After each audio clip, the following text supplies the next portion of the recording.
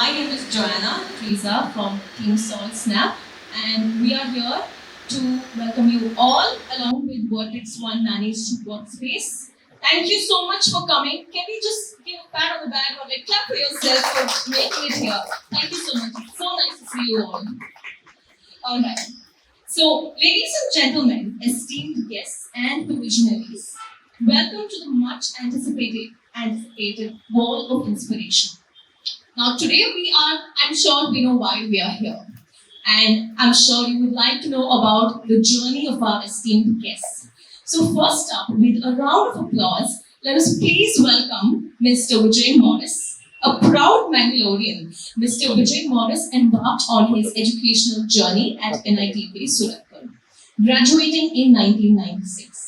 His thirst for knowledge led him to pursue a master's degree in petroleum engineering at Texas A&M University. His professional voyage took him across 3 countries during his tenure from 2004 to 2016. However, his true calling emerged when he took the helm of CFAL in 2016.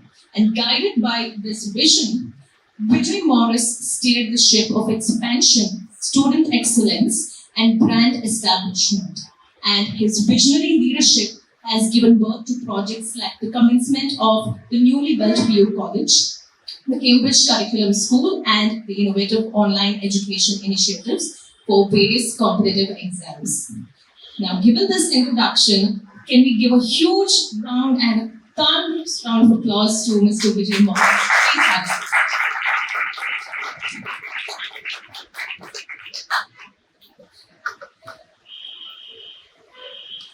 Next up,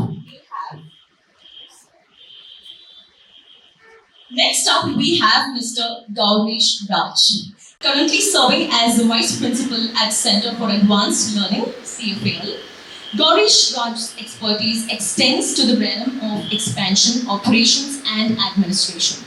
Now, beyond his role at CFAL, he stands as the co-founder of Ignis Learning Solutions, extending coaching for competitive career counseling, having guided over 3,000 plus students towards the ideal career paths for them in various scientific fields. And as an official counselor at CFL, he paves the way for students aspiring to pursue undergraduate studies abroad. Now, Gaurish's dedication to education is further showcased through his extensive career-guided seminars and workshops, reaching more than 200 schools across Karnataka and northern Kerala. Ladies and gentlemen, let us give a huge round of applause for Mr. Vijay Morris and Mr. Gaurish Raj. And I'm extremely delighted to have you with us.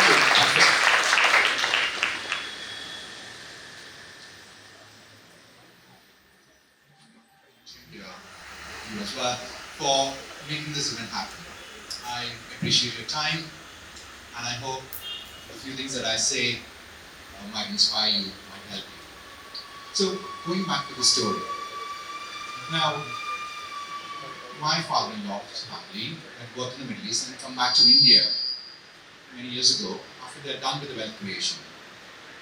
And then they were working for Syndicate Bank when the Pi Group, or the Manipal Group, had the idea of helping people with the IT industry, and that is when they said, can we create an NGO where we can create MICE?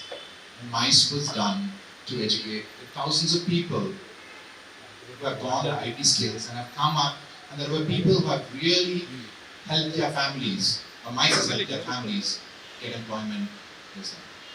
In 2004, when my mother-in-law's son, which is my brother-in-law now, had gone to Kota and got the 20th rank, he had a miserable experience in Kota, though he had done really well.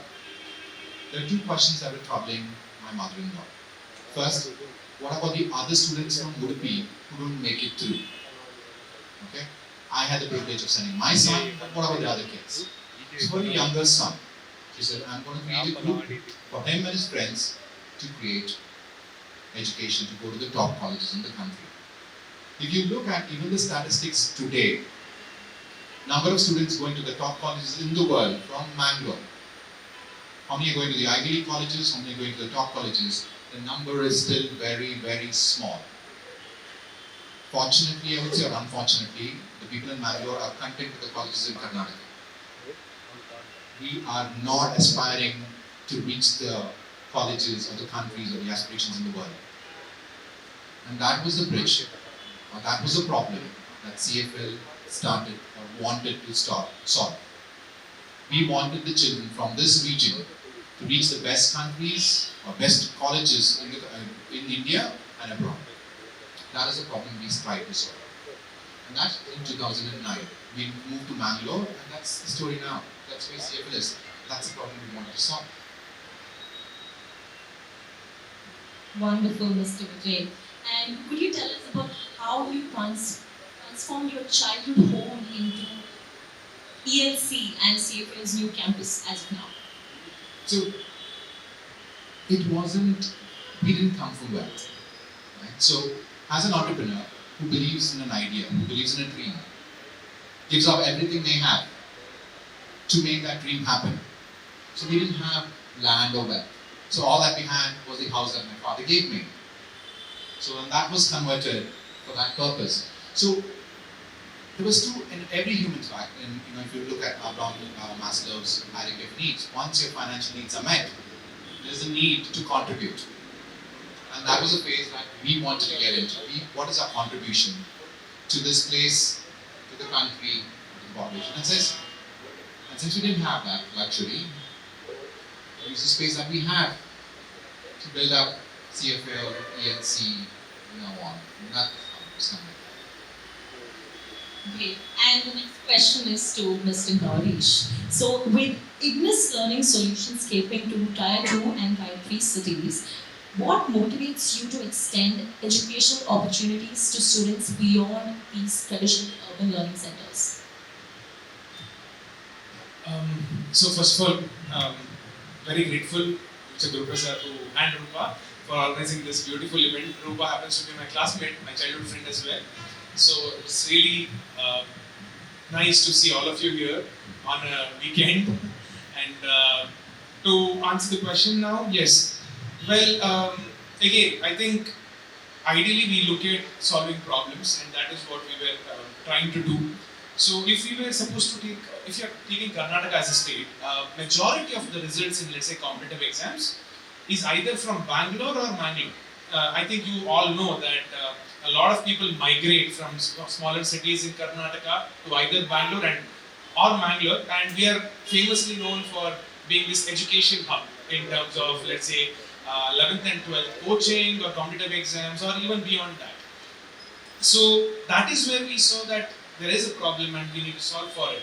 Wherein we saw a lot of students, especially from the Tier 2, Tier 3 cities, migrating towards these places, and we wanted to provide a solution where they wouldn't have to undergo the pain of migrating from their hometowns and stay there and still get the quality education in terms of competitive exams. And that's how Ignis was sort of born. The inception of Ignis happened with this idea, wherein we started our first center in Hassan, which is about 200 kilometers from here. A lot of things do change in a span of 200 kilometers. So I still remember our first bout there with the students, where this was, I think, 2014, when we went to the so-called best PU college there in Hassan, and we asked them, like, how many of you are trying for IITs here? And the students were looking at each other's faces. They're like, what is IIT? So they actually did not know, and then we dropped down a bit. We said, how many of you are aspiring to get into NIT? So then there was a student, NIT or NIIT?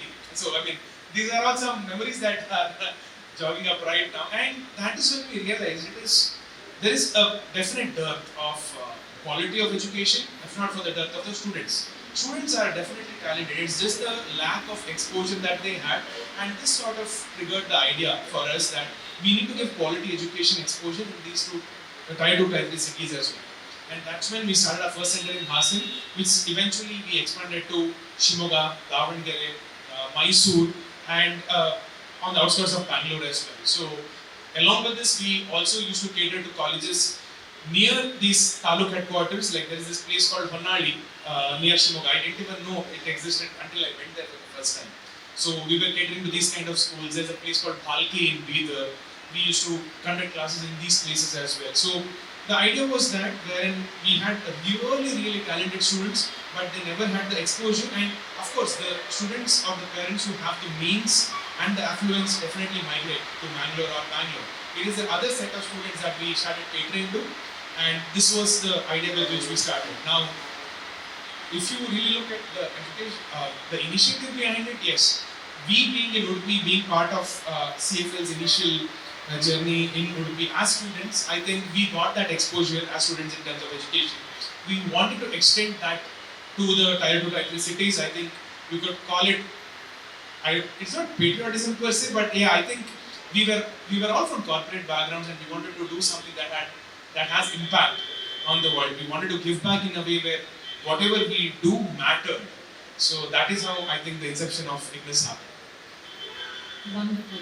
So I'm sure mentorship in both of your lives have played a very crucial role. Could you share, an experience of having a mentor in your life that has shaped your approach on an education basis and in life in general? So there is this one small instance that I would share again. So when we were in our high school, there was this scholarship exam called as NTSE, National Talent Search Examination. And we had one wonderful teacher coming from Hassan again. I'm going back to Hassan a lot. So we had one sir from there, Shivkumar sir, who would come and take classes for us in Udupi as well as in Mangalore. From CFL also we used to call him. And he runs this one small center in Hassan. And I think when we wanted to step out of our the corporate experience and we wanted to start off something, when we were evaluating of doing something, I think Shivkumar sir acted as a mentor, wherein he actually, how would I put it? We were not grounded, even with the idea or the inception of the idea that we had, we were not grounded. I think that is where Shivkumar sir, who basically is from Hassan, helped us get grounded, understand the reality at a very basic level. And what we see is we think, okay, educating students is fundamentally important.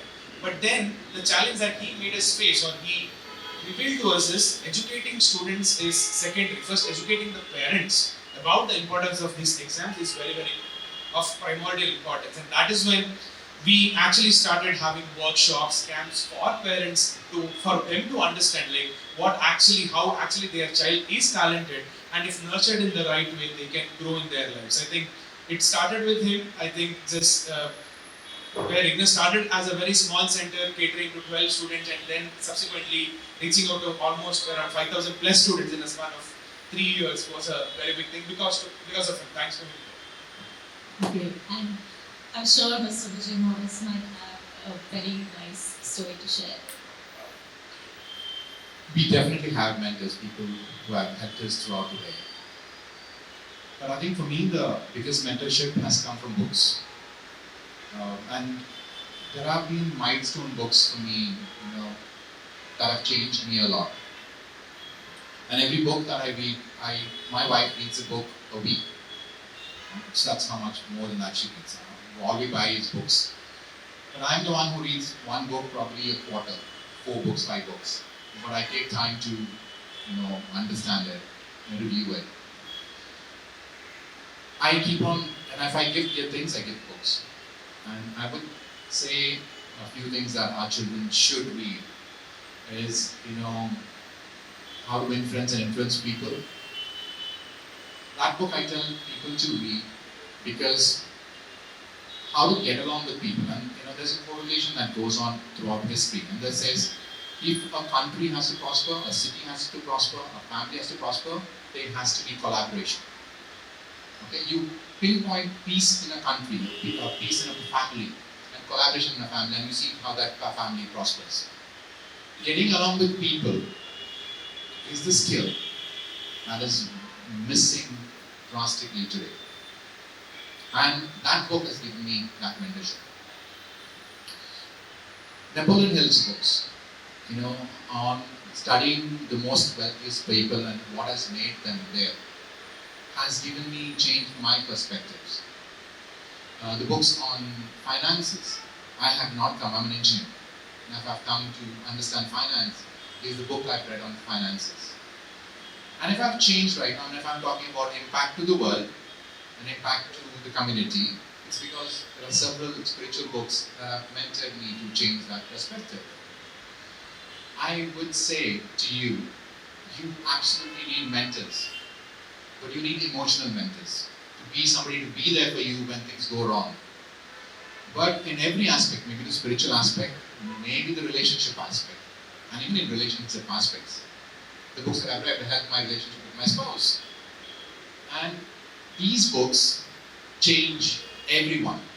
And my thing for you is pick up some great books on the area you want to change, and that's your mentor. This was it. This was more like a mentor's advice. And I've also heard, Mr. Vijay, that your library has more than 5,000 books. Is that correct? That would be at home.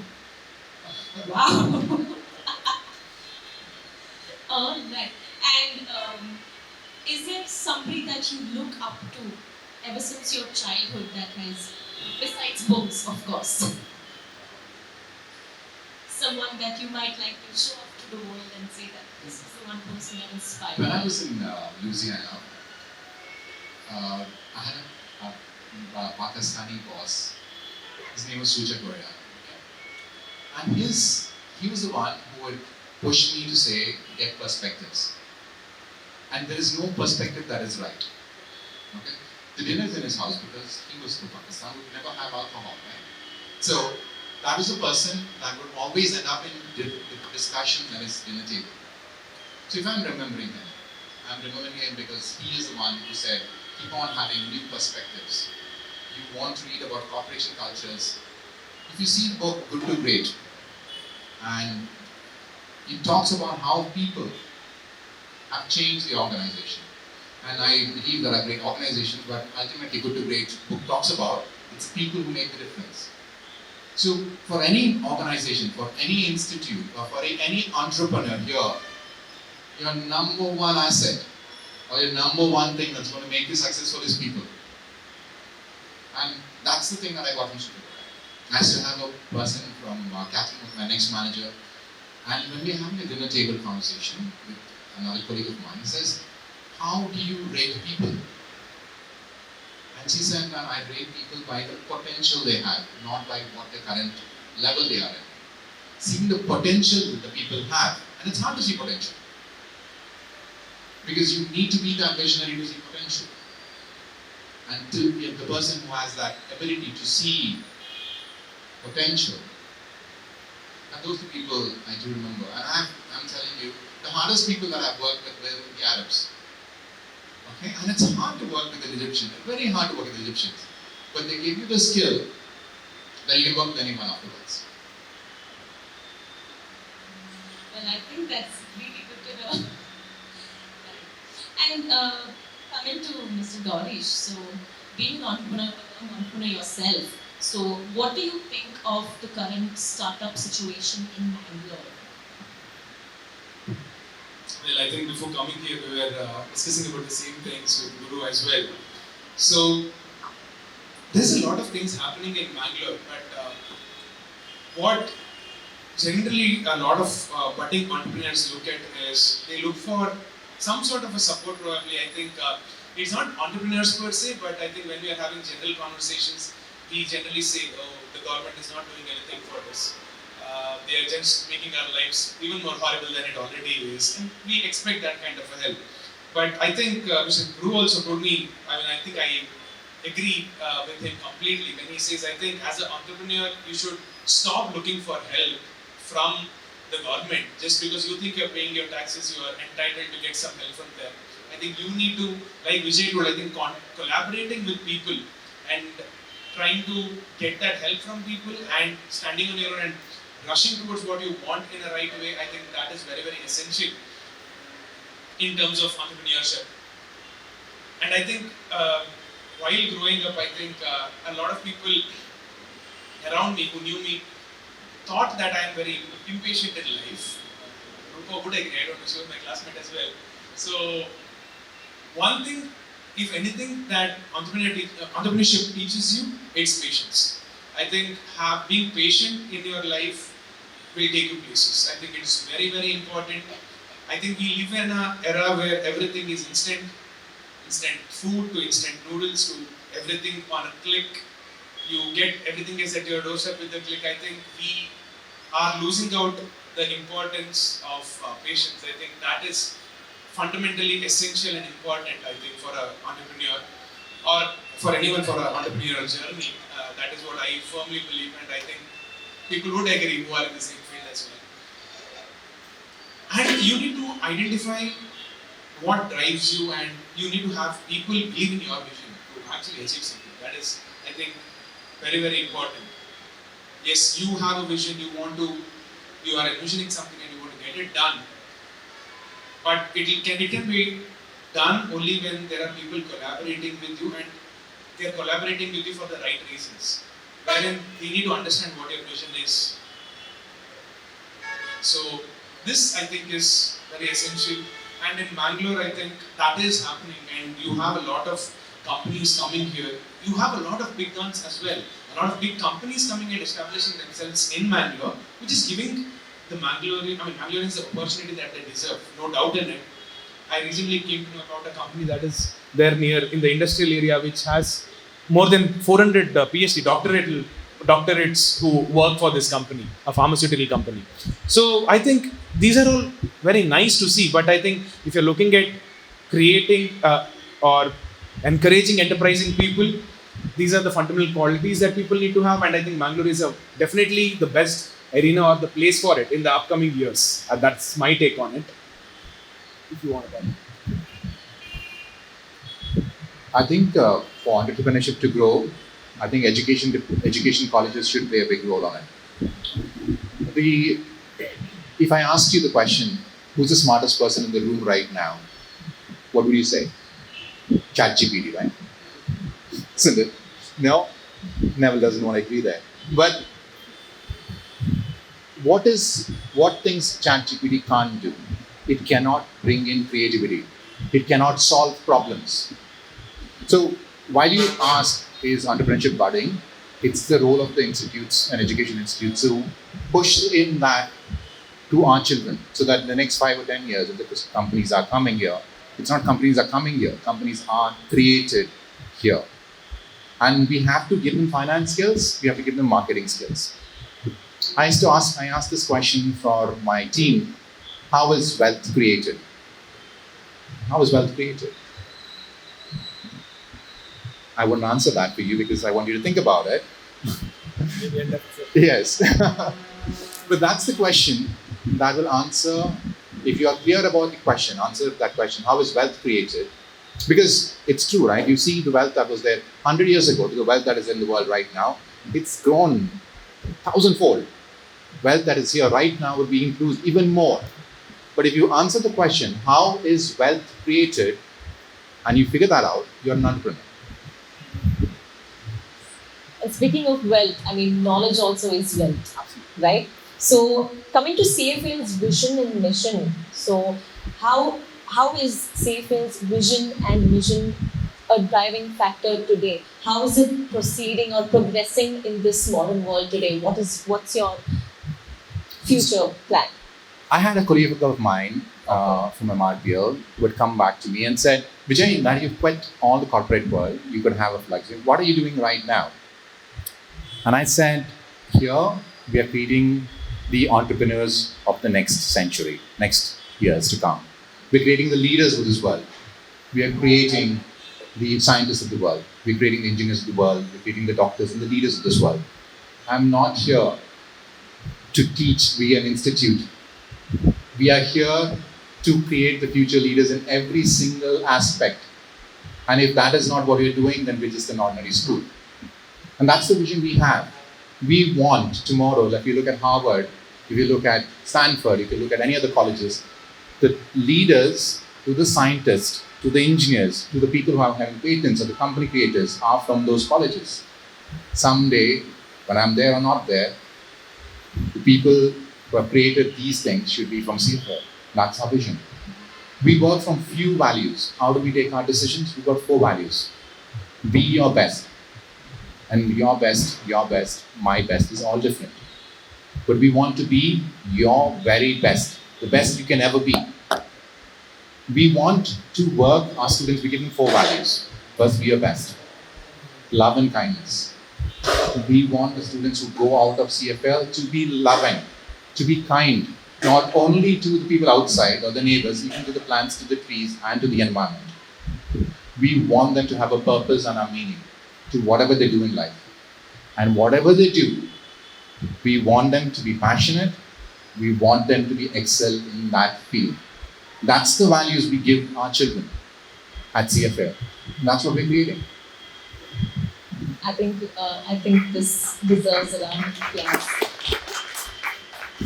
Very well put, sir.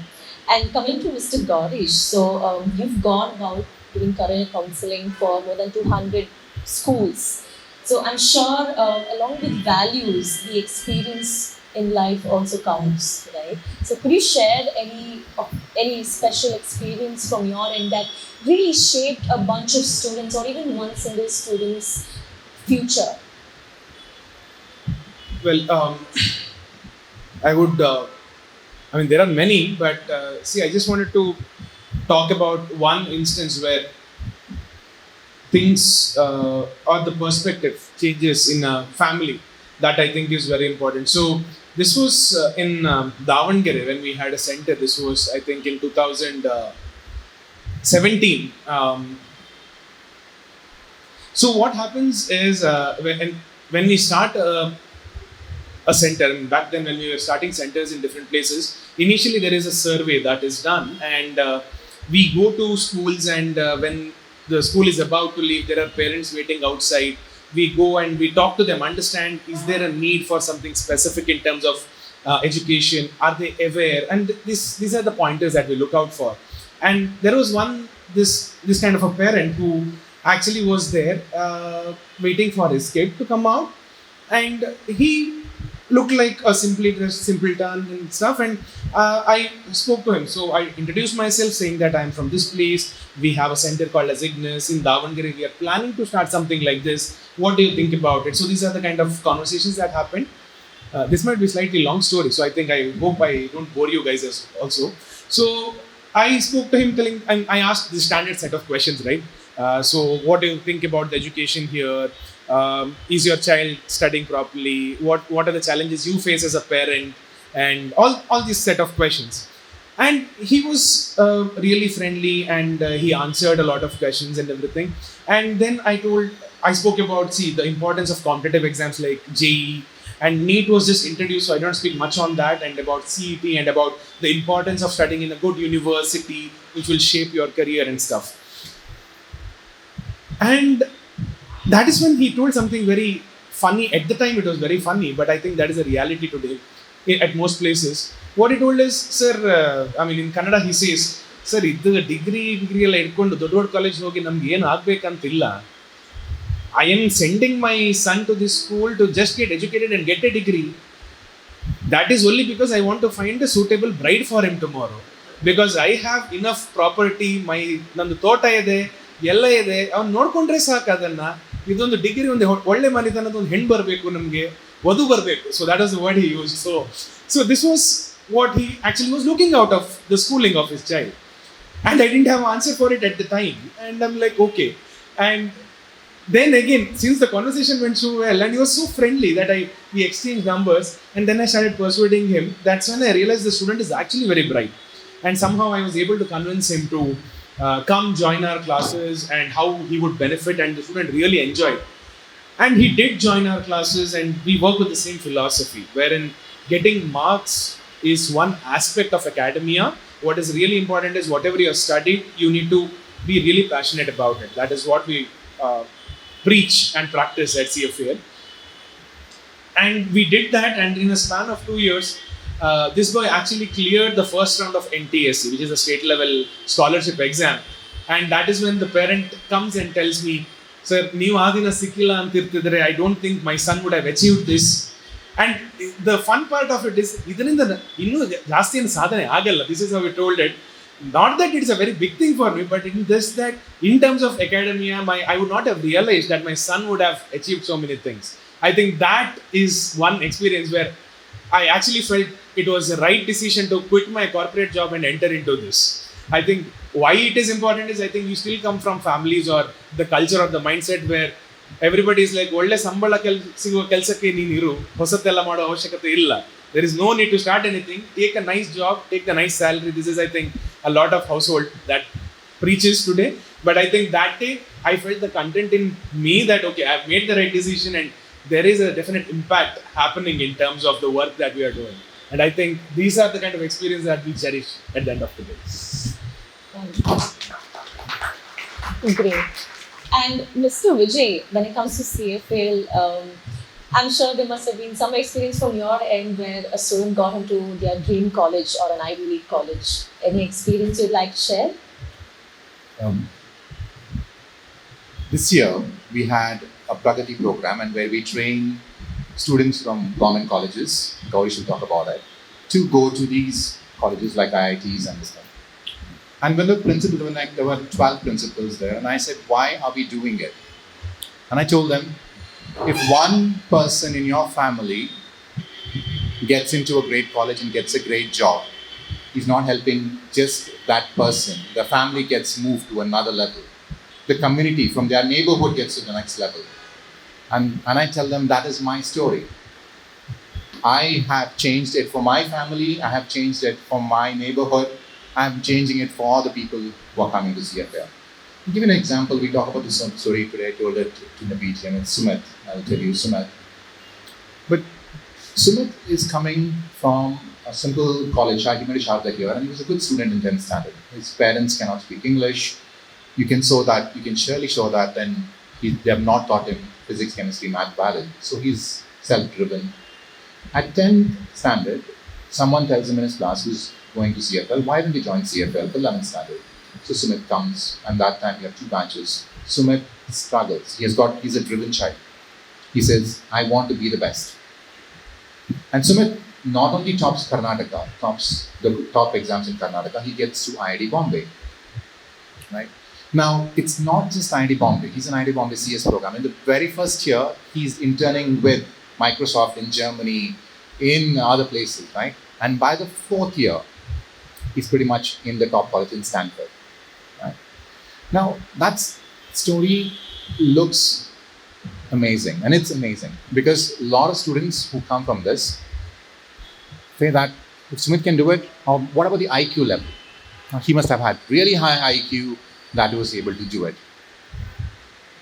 I'll tell you stories from people like Bantwal who come here, and they are people coming from. What is a sad part is students who are wanting to come, I want to do something. And those are the people we are looking at. We're not looking for people from students with high IQ. Because if you're driven, and that's the number one thing from the book of Napoleon Hill, he says the number one skill that any successful people has across the planet is desire. And unfortunately, I don't know how to give it to the students at CFL. But if as a student with the desire, and I can tell you stories, they can achieve anything. Give a story. Recently, Yashashwani, number 1 ranker in the country. Okay. Her father, her Purohit from Kasaragod. He cannot go to education because he has to do his family tradition of becoming a Purohit. And the 2 kids he has are both daughters. Okay. Now, Yashashwini, who is in Kasaragod, has not gone to, she goes to a government school. And there, after the 10th standard marks, somebody says to his father, you've written the NTSC exam and you scored 140. This girl has got talent. Why don't you put her in CFL? So the father of 2 daughters leaves his town, or they sends his daughter here and then comes to Mangalore as well, puts her in CFL. And getting an All India rank 1 in IIIT Hyderabad is not an easy rank. Not an easy thing because it's got 3 stages of exam, not like the IIT exam. First, you have to take the exam like the IIT, you have to give a research paper, and you have to go to a technical interview. And for her, from that background to come to IIIT Hyderabad was amazing. You know what's more amazing? she didn't take that seat. That seat would have got her the highest paying job in the country. She said, my best contribution to this country can come from research. So she quit that seat and took up a research position at Indian Institute of Sciences.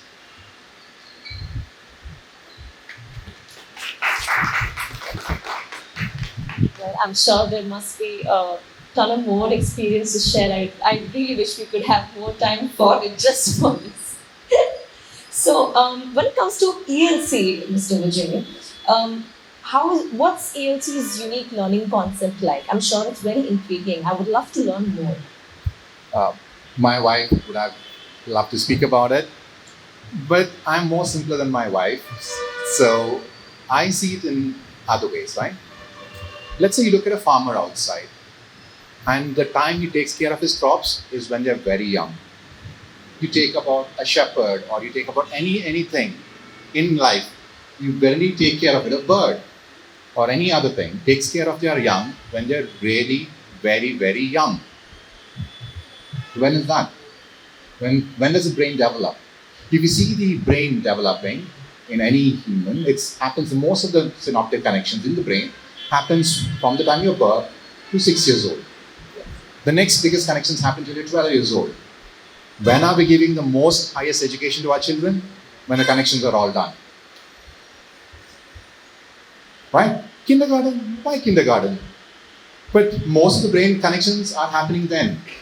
By the time the children are in 10th and 11th, their creativity is destroyed. The imagination is destroyed. We are into one thing, competitive exams. If you want to see where our entrepreneurship lost, where is risk-taking lost, it's lost in the young years. We give the most basic education when the kids are young. We are willing to spend crores for them when they're in a medical degree. But that's why early education is such an important thing. We have wanted to do that change. One of the changes that I talked about doing it is when we came to kindergarten and we wanted to look for it started with our children. We didn't find a school good enough. And we were surprised the salaries that were paid to the kindergarten teachers. And that was 8,000 rupees.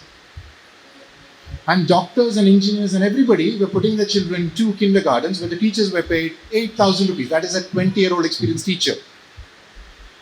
How well will they educate our children? So we had two problems. One is to get into early education and also fix the salaries for the teachers. And you know how we did it? We started putting ads, kindergarten teacher at 25,000 rupees. And that's how the market salaries of all the kindergarten teachers across Mangalore have gone up. So we fixed two problems. One is early education and also early kindergarten teachers getting paid more. And the ad was not just to put, we wanted more teachers, we wanted to change the benchmark of teacher salaries in early kindergarten. With that, we also started the Montessori system as well, so that more teachers can train. Montessori teachers, if trained in Mangalore, in IMTC, can get a job across the planet. Kindergarten teachers, Montessori trained, can go to Australia, New Zealand, Europe, and they'll have a fantastic job. So that's the impact that we're doing with early education. Well, every question and answer session with you is like, it deserves a round of applause, I think. Because I'm sure both of them, I strongly believe that the both of y'all are making wonders, especially in a place like Mangalore. It's a revolution that's happening. And I think that's really great. So, about the Montessori, sir, you were saying, is this something new that's sprung about? No. Maria Montessori, you probably heard of Maria Montessori. Okay. Now, Maria Montessori is mentally, okay, under the fascism, she has to leave the country during the World War II. Where does she come? India. So Maria Montessori lived in India. And she and her son put in the Montessori roots in India. Now the Montessori system, and you know what the surprising thing was? When Maria Montessori started teaching, she took the special needs children. And when the special needs children's education was compared to the normal children's education, both did the same. You know what the people said to her? You're doing a great job. You know what she said, told to them? You are doing a miserable job. If more special needs children can beat the normal children with Montessori education, the current education system needs to change. And with that motto in mind, you know what's beautiful about the Montessori system? She just didn't give the philosophy. Everybody gives the philosophy. Everybody gives you lectures. She put in tools. She put in processes. She made those tools, she and her son, Winston, for education to happen. So we have great philosophies. My wife loves Jiddu Krishnamurti. But the system of practices what were put by Maria Montessori and her son and the generation before after that. And if you see the directors of India who are heading the Montessori system, they are driven. And those are the people who are making a difference in early education. And we've started that training in Mangalore.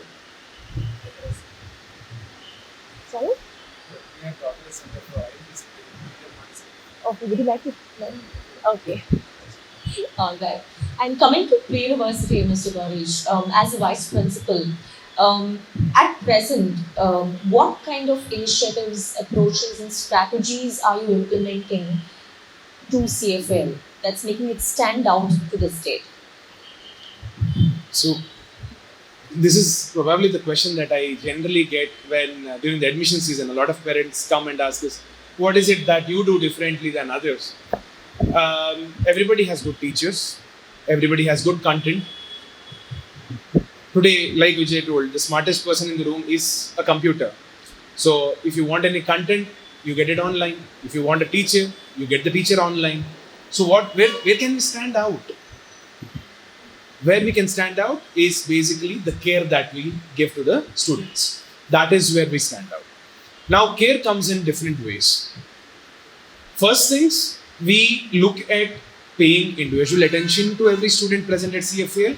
That is why we have really small batches. I think we all studied in PU colleges where we had close to 80 students in a classroom, at least to begin with. 80 to 100. 80 to 100, yes. So these are the classroom sizes.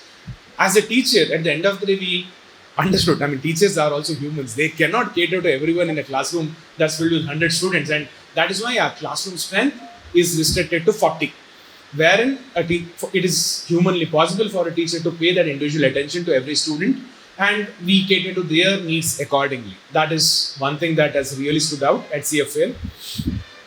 The next set of things that matter to us is it's not about constantly creating a system where students are drilled about marks.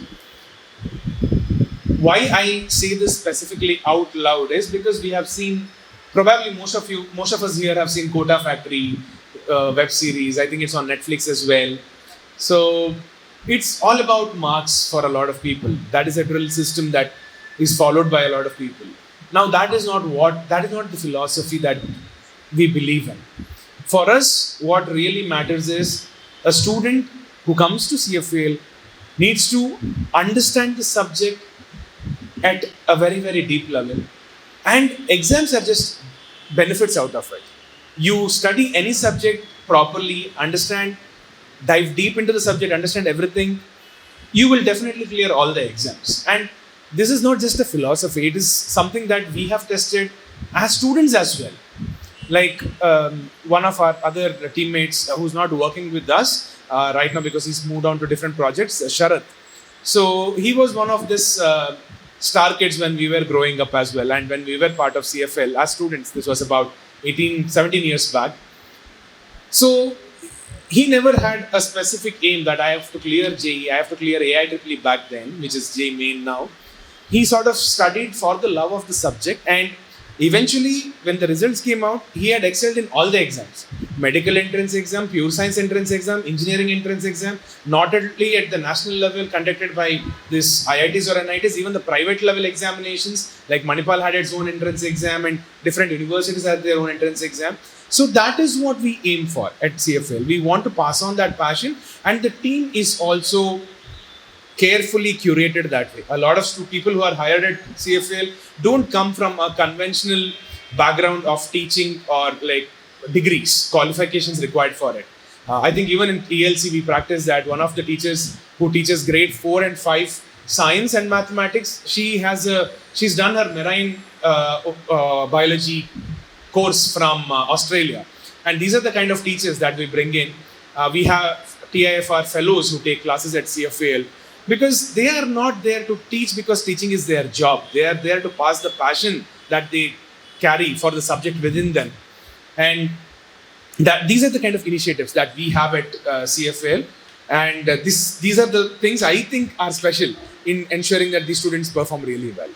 I mean, I can talk a bit more on this, but I don't want to.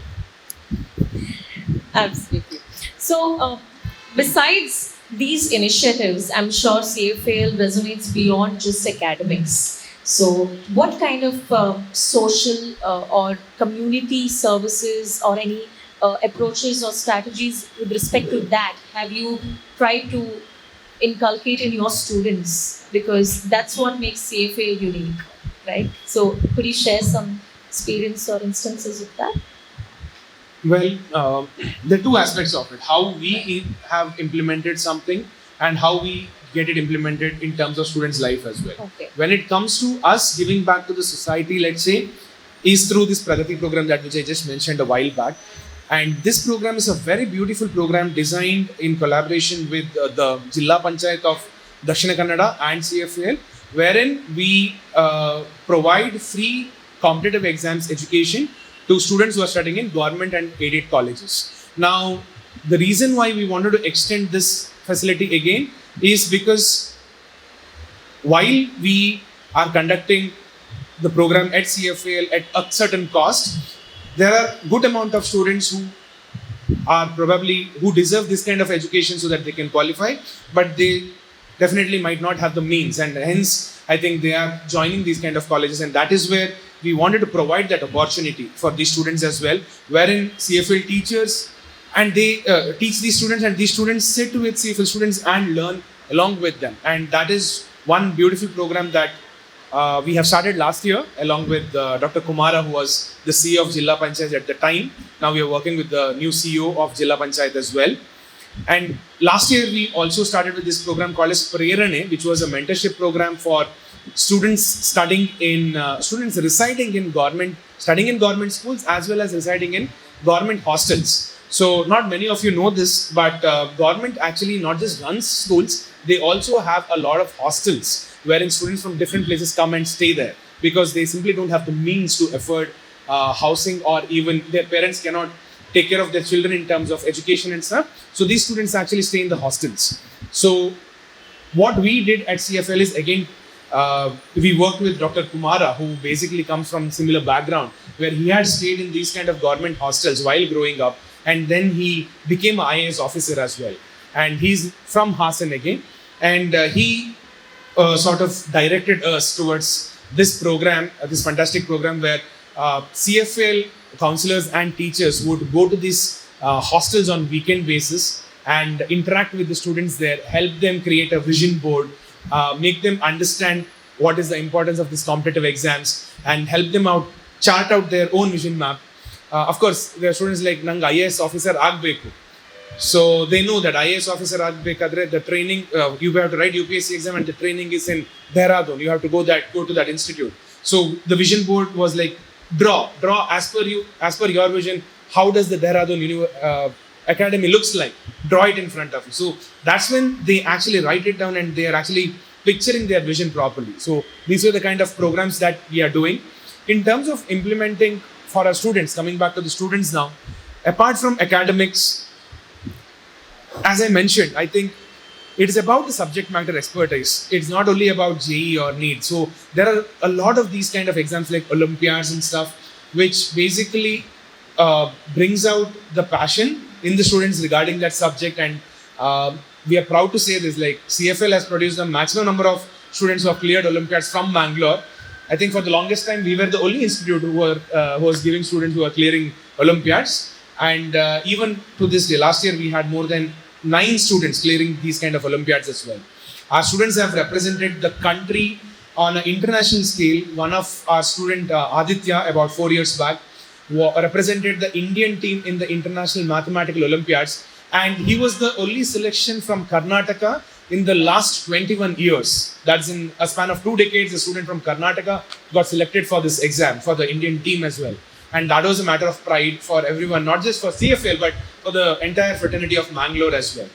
So other than that, yes, we, in terms of the extracurricular or co-curricular, we had a student, Pranjali, last year, who actually came first in state level athletics, and she represented Karnataka on the national scale as well. And even though we do not have the expertise in-house, we sure as encourage our students to pursue whatever they are good at. We never ask our students to stop what they are good at. Like, we have some amazing students who are good drummers, good musicians, good dancers, and good athletes as well. So they pursue their hobbies while they are academically inclined at CFL as well. So this is about it. Yes. So, Joanna, he answered what we are doing and what we're trying to do to the community, and that's pretty clear. I have to accept that our students are not yet come to the point of contributing to the society. Okay. Okay. They're not with the mindset there. And that's the thing that is bothering us. And that is why we are bringing in something called as a nature perspective. Now, if today I am giving this talk here and we are sitting this, there are a lot of generations before us have contributed to this luxury. And sometimes we fail to recognize that. We are here because of people have died for us, the freedom has been fought for us, a lot of people have researched, people are there, and even today, that's the luxury we are living in. Sometimes we are seeing my kids and the kids that are in our school, the sense of entitlement. I am entitled for this. And that thing scares us to, it pains us. So what do? We are trying to tell our children, don't look for jobs or a career or go to the top colleges because it's going to give you the highest salary. You have to choose a career because what problems are you going to solve in this world? If you solve problems, and the more people benefit from the problems you solve, wealth will come. But don't go with the notion of saying, I am going for this college because it's going to give me that package of salary. That is where CFL has to change. And that is where CFL is changing. We are not looking for people to go to the top colleges in the country because it's the highest paying job. We are trying to tell people to go to the fields or the best colleges because they want to contribute the most. And that's where the nature perspective comes.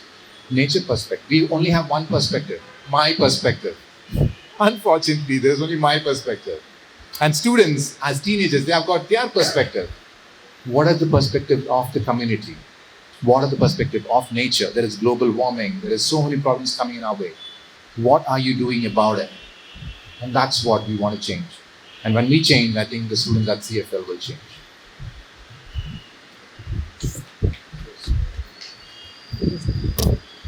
Round of applause for such a great interaction. Really inspiring, right? So I think we'll have the floor open for the audience to pose any questions to our esteemed guests. I request Vladimir to assist, please.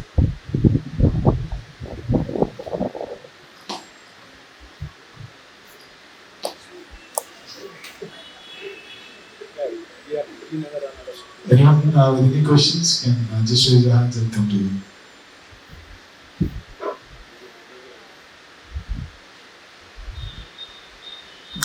Hello. Yeah, this is just about we were talking about the point chat GPT. So in this context, I would just back up in my mind some thought has came. Now it is looking at all the artificial intelligence, AI and ML, machine learning are there.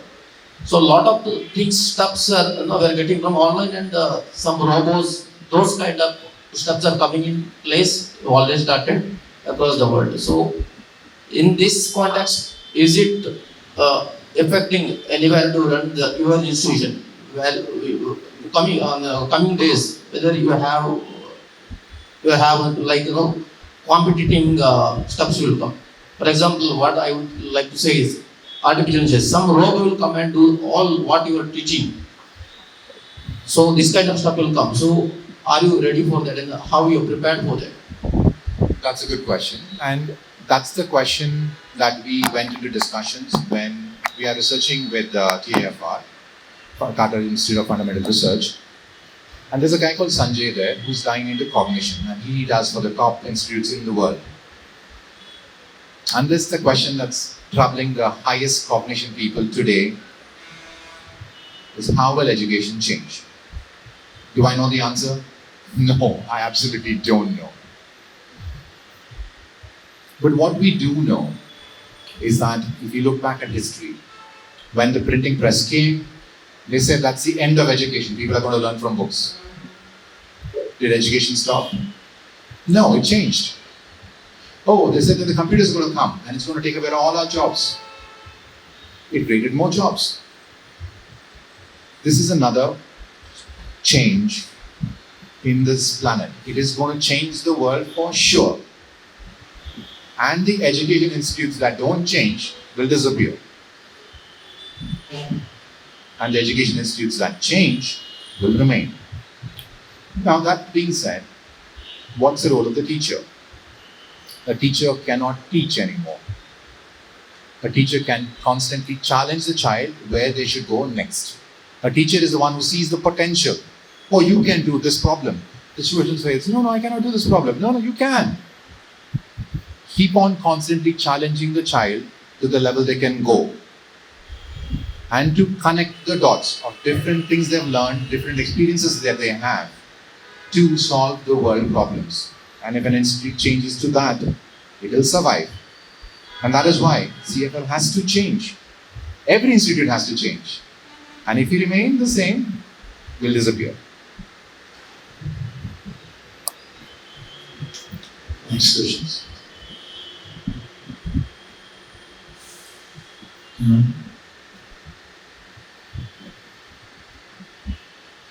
Recently, there has been introduction of a new education policy, national education policy. So, and there have been plans for upcoming 10-15 years to slowly execute this. Are there any directly visible changes in PO level or kindergarten level in which you are working? Is there any changes you are doing with the help of those policies or with respect to those policies? So the National Education Policy is a great initiative from the country, okay? And it is done by taking the practices in the United States and trying to bring them here by giving them a lot of practical courses, practicals in the sessions. It is not yet implemented in Karnataka, first thing for you, okay? But rather than seeing the goal of the National Education Policy, that is the curriculum flexibility that it's going to give. Let's say you're a 9th standard kid.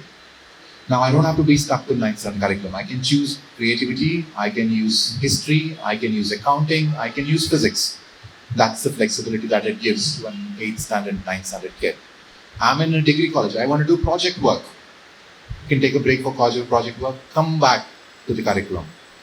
Rather than seeing all the flexibilities that it's giving, we are stuck with one problem. The 3-language policy. And we're fighting and bickering over this policy when the goodness of the program has been lost. Unfortunately, who are suffering?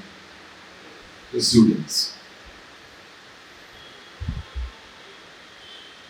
Executing it, will it bring in pain for the education institutes? Absolutely. But why bicker when there's good, so much good that is going to come?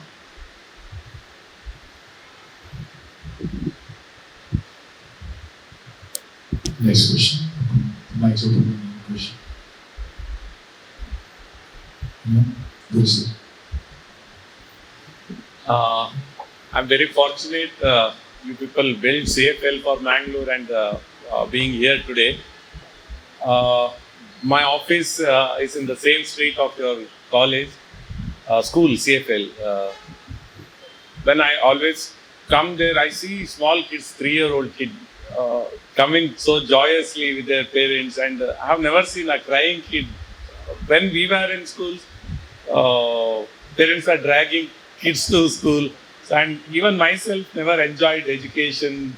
Uh, we were not fortunate that got exposure towards your school like education then. So I believe it is like you say, you give additional care. It is very difficult to continuously give even to a 3-year-old kid and a teenager. So there must be a uniqueness in your organization and uniqueness with you people. How you drive that actually, constantly, continuously, consistently. Every entrepreneur knows, and if you're trying to be an entrepreneur, there is endless work, right? I and my wife, because we're both working, the only discussions that we have, unfortunately, is work. And that's the problem when you have invested so much into it, because our own children are there, our discussions are there. What we have learned is we need to get good people. So I am not the one who's driving it. My wife is not the one who's driving it. Every teacher, every person brings in a new perspective. When Sanjay came and says, I'm going to talk about TIFR and I'm going to look at cognition, how learning happens, it is a new perspective. We never thought about research in how the people learn. So every person comes, Gurudhat sir, and every person that will come to you will bring you something. And as a entrepreneur, it's give them the space and be humble enough to say, I have to learn from this person. And that's how CFL has been. We've changed every single year. And who's changed it? All the people working in it.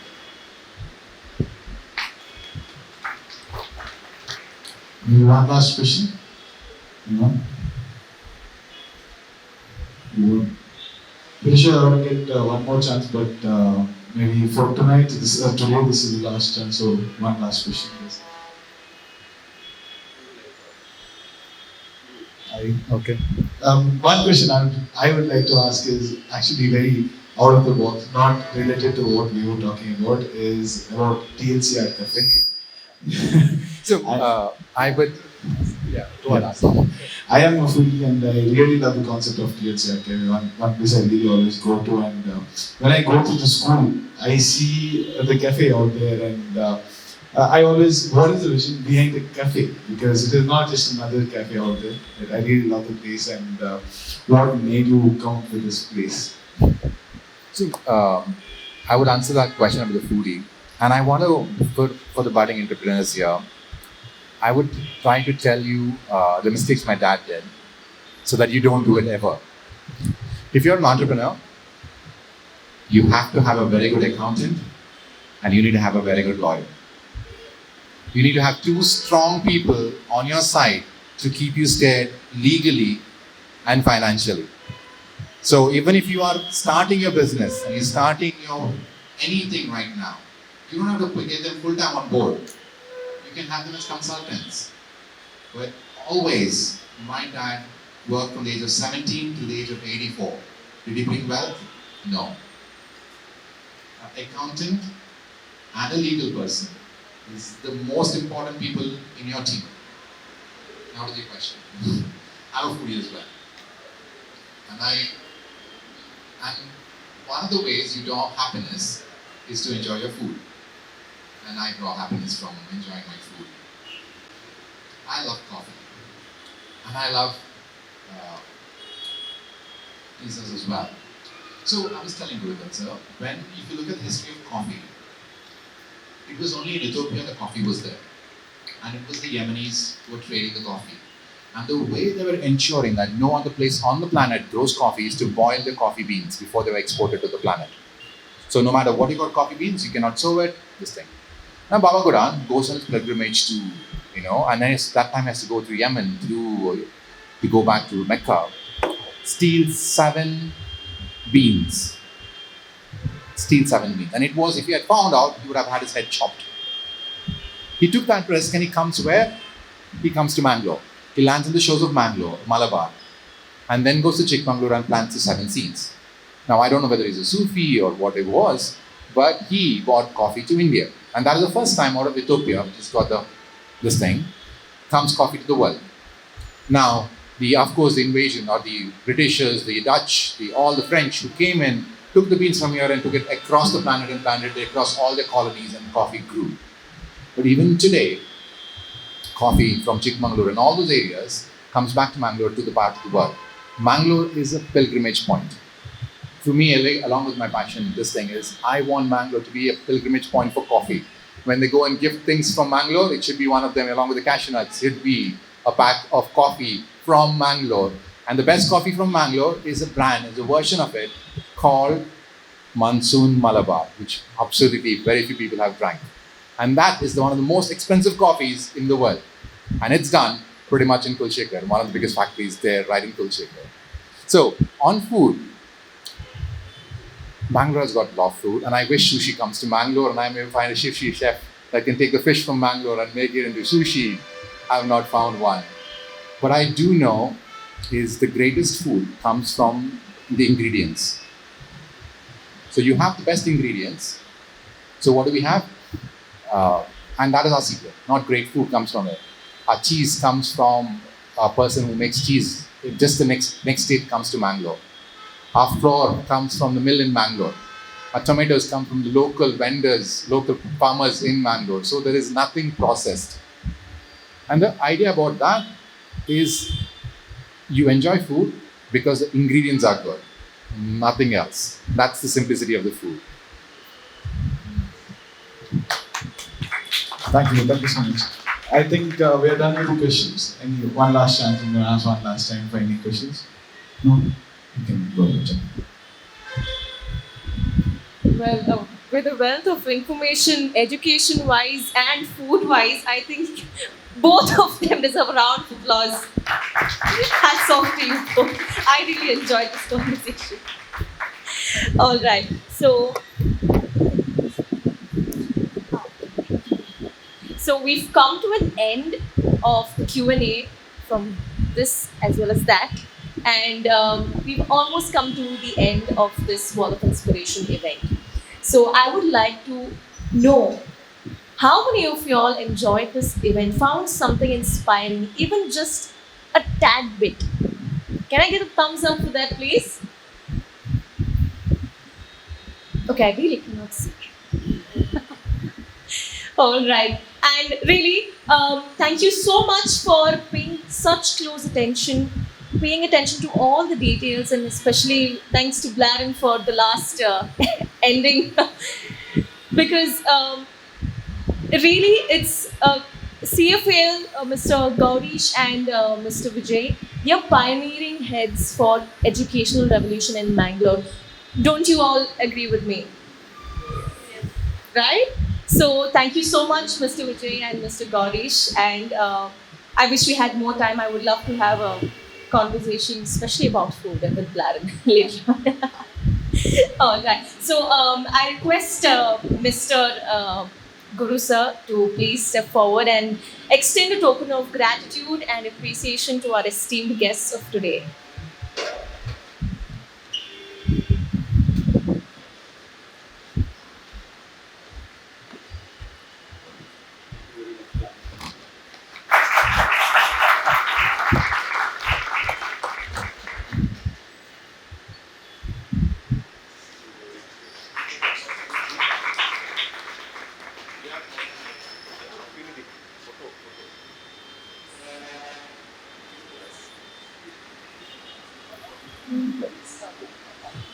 All right, so we've come to an end, but as we celebrate education, just step down. All right. So as we celebrate education, let's also celebrate entrepreneurship, because as we see two really inspiring entrepreneurs here, we have a huge shout out to give you since you all are gathered here. So a big shout out to our very esteemed hosts, our organizers and promoters of today's Wall of Inspiration event at Vertex One Managed Workspace. And I'm also really happy to tell you all about the upcoming chart Utsav at Vertex launch that I'm sure, how many chart lovers are here? Areva. So I will see you guys at Vertex on the 25th of August. It starts from August 25th and it's till September 10th. So you can eat your hearts out, get your buddies, get your families, and probably go on dates at this place in Vortex Lounge. And I really hope you guys have been to Vortex Lounge in Managuda. If not, please go there. And we hope to see you both as well. Multiple times. Great. All right. So a big thank you to all of you, and to have a happy ending to this event, I would like to call upon Mr. Mahesh to extend a token of gratitude.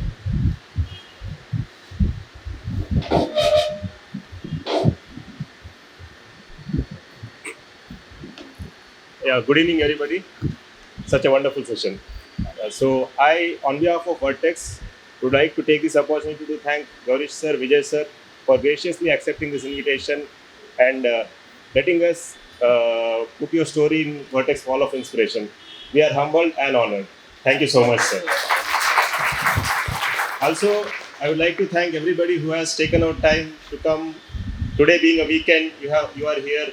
Without your participation, this event would not have been such insightful. So thank you all. Also, one last thanks to SoftSnap team and Vertex team for organizing this event in such a nice way. Thank you. Thank you, sir. I'd also like to know about our esteemed guests' experience today at Vertex. What do you think? So it was, I was first of all grateful. It's a nice, facilities for for any person that is there, right? And that is a pleasure that is Vertex is providing. And if a budding entrepreneur is there and they want a workspace and they want to know, you don't have to put in the huge capital investments that you need to, because of spaces like Vertex are giving those. And I'm glad for the contribution Vertex is doing. What we're doing, if one person can learn from my experiences, from my mistakes, I am still grateful for that. And thank you for that opportunity. A big thanks to Guru and the whole team. I think more than just being creative about doing things, I think it is all need based. When I'm talking to him, he says we are developing as per what the customer wants. So I think there's a lot of refinement happening from an idea. And I think that is what the patience is all I was talking about during the talk. So, and it's really nice to see these kind of things happening in Bangalore, where there are events being hosted here. Not just these kind of events, but even cultural events, some stand-up comedy, and it is really nice. And I think overall, we are at the end of the day, we are not defined by the job that we do or the career that we choose. We are defined by what we do in our spare time. And when we have these kind of activities, I think this sort of enables to hold back the talent in Bangalore. I think you're doing a wonderful job with that, because today one of the problems that we face is holding on to talent. Anybody and everybody having a good degree, they want to run away from Bangalore to Bangalore or different places. And I think people like Guru are ensuring that they are creating avenues for these talented people to stay back in Bangalore and develop Bangalore as a whole. So thank you very much for this space and the event. Thank you so much, and really, honestly, thank you guys for being here. Without you, this wouldn't have been a huge success. So before we wind up, before you guys rush back home, I would like to have a really nice picture with you guys over here on the platform with our esteemed guests. So if you could please step forward.